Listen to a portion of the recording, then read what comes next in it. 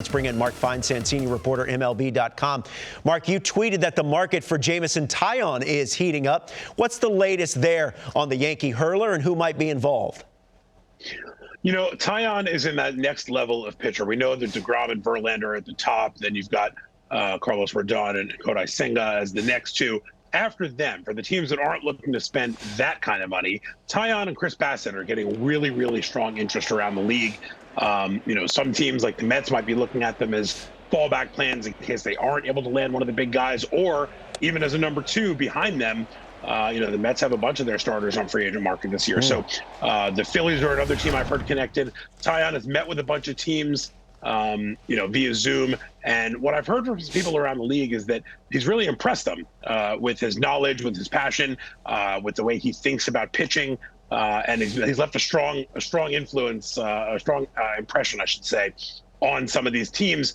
I asked somebody about the comparison as far as contract goes, and somebody had said to me he's probably going to get more than that John Gray contract from last year of 4 years, $56 million, 177 innings last year, showed he could stay healthy, pitched very well for the Yankees, and he's definitely drawing a lot of interest. You mentioned Rodón and Senga. Give us the latest there. Well, those two guys are probably drawing even more interest because beyond the Verlander, where you're looking at a 2-year deal in excess of $40 million a year, and DeGrom, who's also looking for that $40 million a year, these two guys are the two best sort of long-term pitchers on the market, given age, cost, etc. So I don't know that the market is clarified for those two guys at all, but I think they're getting a lot of interest from teams around the league who are looking for a top of the rotation type guy without spending $40 million a year. You know, I think like everything else in this game right now, people are waiting for Judge to sign because that's going to put a lot of dominoes into effect for the teams that don't get him, the Yankees or the Giants or maybe the Dodgers. I think we'll have a little more clarity on the entire market, but specifically the pitching market, once we start seeing, you know, some of those one or two top guys go maybe as early as the winter meetings.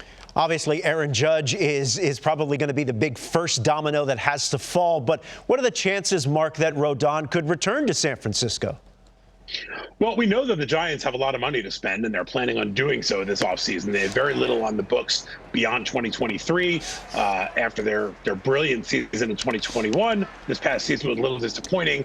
And the fact that they are going after Aaron Judge in the $300 million range, if they don't get him, if he does return to the Yankees, they have that money to spend somewhere. So they loved what Rodón did. It would not surprise me at all, especially if they don't land Judge, for them to make Rodón one of their priorities.